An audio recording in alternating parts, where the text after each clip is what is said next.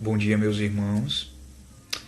Nós estamos mais uma vez aqui reunidos no nosso exercício quaresmal, refletindo sobre passagens do livro Reflexões sobre a Quaresma de São Tomás de Aquino. E para que tudo ocorra conforme a vontade do Senhor, vamos nos colocar diante dele,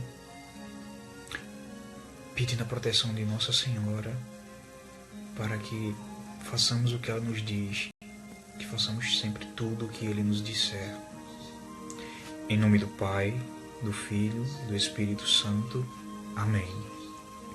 Pai nosso que estás nos céus, santificado seja o vosso nome. Venha a nós o vosso reino. Seja feita a vossa vontade, assim na terra como no céu. O pão nosso de cada dia dai-nos hoje. Perdoai as nossas ofensas, assim como nós perdoamos a quem nos tem ofendido. E não nos deixeis cair em tentação, mas livrai-nos do mal. Amém. Ave Maria, cheia de graças, o Senhor é convosco. Bendita sois vós entre as mulheres, bendito é o fruto de vosso ventre, Jesus. Santa Maria, Mãe de Deus, rogai por nós, pecadores, agora e na hora de nossa morte. Amém. Vinde, Espírito Santo, enchei os corações dos vossos fiéis e acendei neles o fogo do vosso amor. Enviai o vosso Espírito e tudo será criado, e renovareis a face da terra. Oremos. Ó Deus, que instruísse os corações dos vossos fiéis com a luz do Espírito Santo, fazei que apreciemos retamente todas as coisas segundo o mesmo Espírito e gozemos sempre de sua consolação. Por Cristo, Senhor nosso. Amém.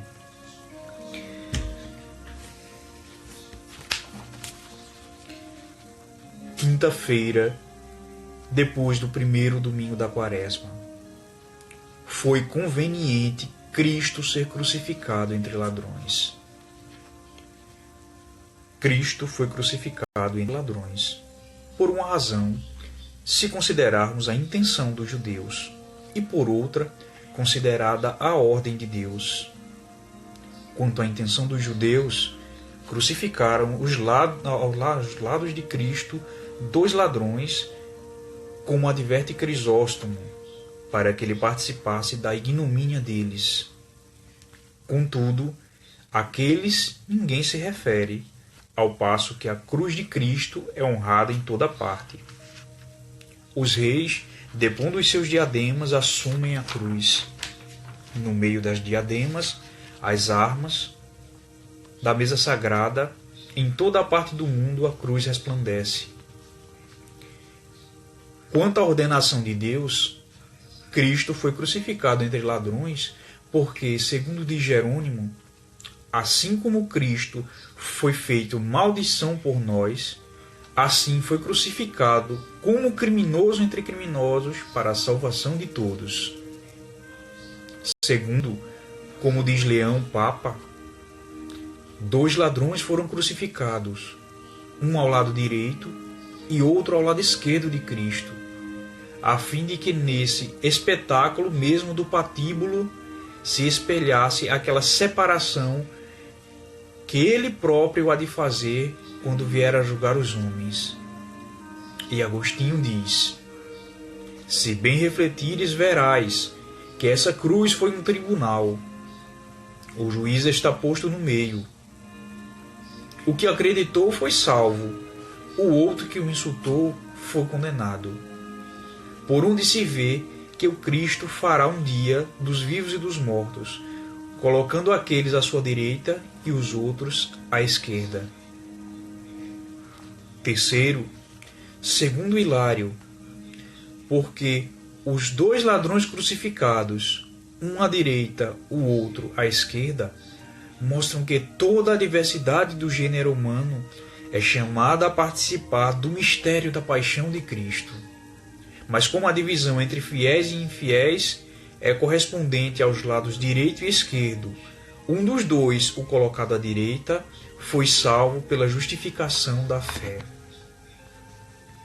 Quarto, porque, como diz Beda, os ladrões crucificados com o Senhor simbolizavam aqueles que, sob a fé e confissão de Cristo, sofrem a agonia do martírio, ou vivem sob as regras de uma disciplina mais austera, e os que trabalham para a glória eterna são figurados pelo ladrão da direita, ao passo que os de olhos postos na glória humana imitam os atos do ladrão da esquerda.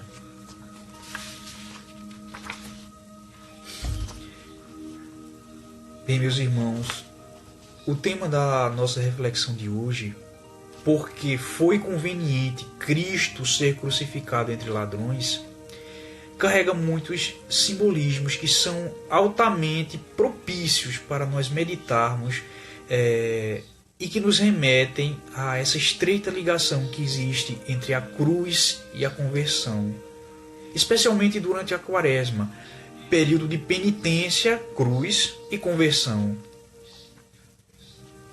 Não é novidade que os evangelhos narram que Jesus foi crucificado entre dois ladrões, os quais são comumente chamados de o bom ladrão e o mau ladrão. Nos evangelhos não diz o nome desses ladrões, mas comumente nós os chamamos assim, o bom ladrão e o mau ladrão, apenas isto. Para nos situarmos melhor, vejamos o que diz o capítulo 23, versículos 39 a 43 do evangelista São Lucas. Um dos malfeitores, ali crucificados, blasfemava contra ele. Se és o Cristo, salva-te a ti mesmo e salva-nos a nós. Mas o outro o repreendeu. Nem sequer temes a Deus, tu que sofres do mesmo suplício. Para nós isto é justo. Recebemos o que mereceram os nossos crimes, mas este não fez mal algum. E acrescentou: Jesus, lembra-te de mim quando tiveres entrado no teu reino. Jesus respondeu: em verdade vos digo, hoje estarás comigo no paraíso. É curioso mencionar que o Evangelho de São Marcos, capítulo 15, versículo 32, afirma: também os que tinham sido crucificados com ele o insultavam. Notemos que esta aparente contradição é facilmente explicável. Tendo Jesus e os malfeitores chegado ao Calvário, foram ali crucificados. Porém, os que passavam por ali injuriavam Jesus. Os sumos sacerdotes e escribas escarneciam dele. Os soldados romanos zombavam dele. Zombavam do rei dos judeus. E nessa situação, mesmo os outros crucificados acompanharam a multidão e insultavam o Cristo. Contudo, a morte por crucificação não é rápida. Ao contrário, os crucificados passam intermináveis horas de agonia, sangrando ao sol, sofrendo dores atrozes, tendo dificuldades para respirar, e para cada respiração, mais dores. Nessas horas agonizantes que os malfeitores passaram crucificados com Cristo, algo começou a penetrar no coração duro de um dos criminosos. Os dois ladrões estiveram lado a lado com Jesus desde que Pilatos o entregou aos judeus para ser crucificado. Andavam juntos, carregando suas respectivas cruzes. Apenas os patíbulos para os criminosos, vamos dizer, aquela madeira horizontal da cruz, que chamam de patíbulo. Para os criminosos, apenas o patíbulo. Mas para Jesus, a cruz inteira, para servir de exemplo. Sempre o pior castigo para Jesus. Durante o caminho do Calvário, os dois ladrões, que certamente conheciam a fama de Jesus, visto que poucos dias antes Cristo entrou em Jerusalém, sendo aclamado pelo povo com palmas nas mãos, e hosanas, e bendito que vem em nome do Senhor, o Rei de Israel. Esses malfeitores foram presenciando coisas incríveis. Um condenado que não cometeu crime algum, mas não abria a boca para protestar contra seus carrascos. um torturado que consolava as mulheres que choravam, um moribundo que em seus últimos suspiros ainda tinha forças para clamar ao Pai perdão pelos que o injuriavam, blasfemavam, torturavam e crucificavam.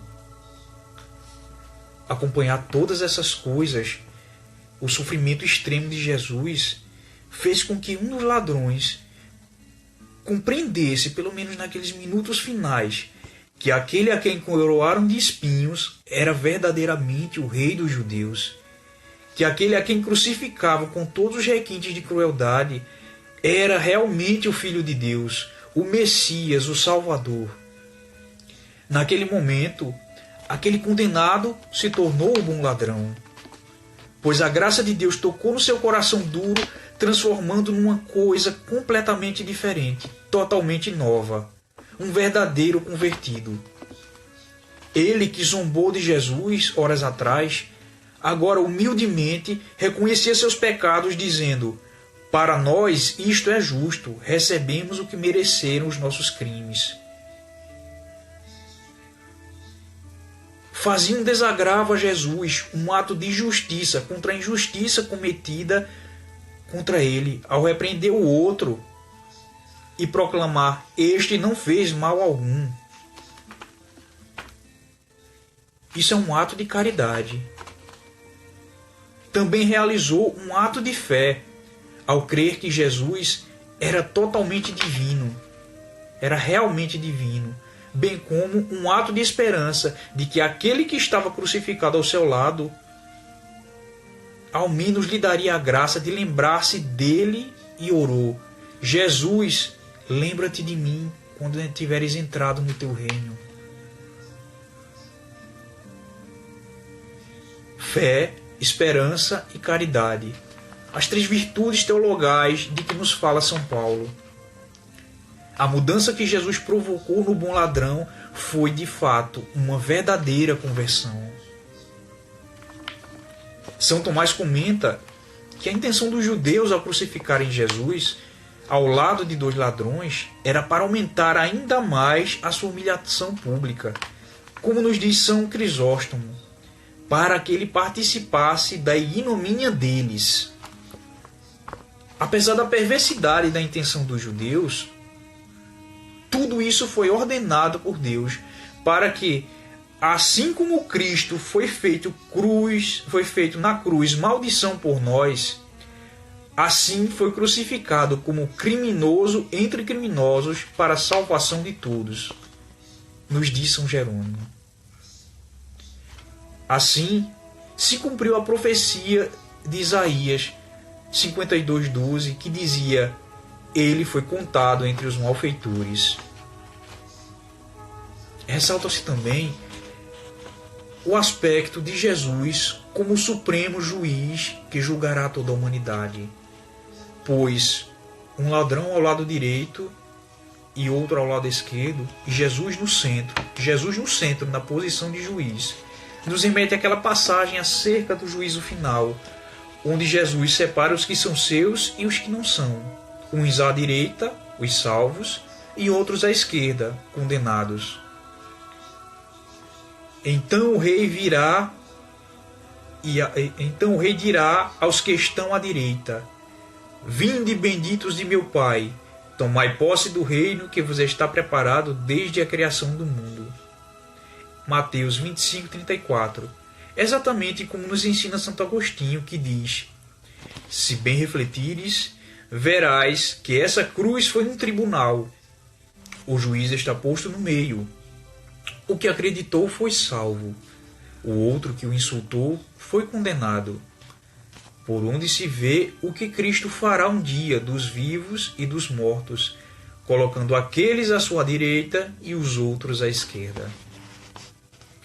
Santo Hilário vai dizer que os ladrões crucificados, um à direita e o outro à esquerda, mostram a diversidade do gênero humano que é chamado a participar do mistério da paixão de Cristo, sendo que a humanidade está dividida entre os fiéis, ao lado direito, e os infiéis, ao lado esquerdo. Não se sabe ao certo o nome verdadeiro do bom ladrão, Mas é curioso notar que ele é chamado pela Igreja Católica de Dimas. São Dimas, pois é realmente santo. Não proclamado pela Igreja, mas proclamado pelo próprio Cristo, quando ele garantiu: ainda hoje estarás comigo no paraíso. O nome Dimas, Dismas em grego, quer dizer aquele que nasceu ao pôr do sol. Dimas, o bom ladrão, é aquele que no pôr do sol, isto é, no fim da sua vida, ele nasce para Deus, se salva, alcança a vida verdadeira. Que nesta quaresma, nós, contemplando a paixão de Cristo, sejamos o bom ladrão, reconheçamos humildemente as nossas misérias, nos convertamos verdadeiramente a Deus e deixemos que, guiados pelo Espírito Santo, possamos praticar verdadeiros atos de fé, esperança e caridade. Amém. Meus irmãos, muito obrigado a todos pela presença. Que essa mensagem possa tocar no nosso coração e nos converter. Que seja tudo feito conforme a vontade de Deus. Estivemos aqui em nome do Pai, do Filho e do Espírito Santo. Amém. Salve Maria Santíssima, Mãe do meu Senhor. Fiquem com Deus e até a próxima. Até amanhã.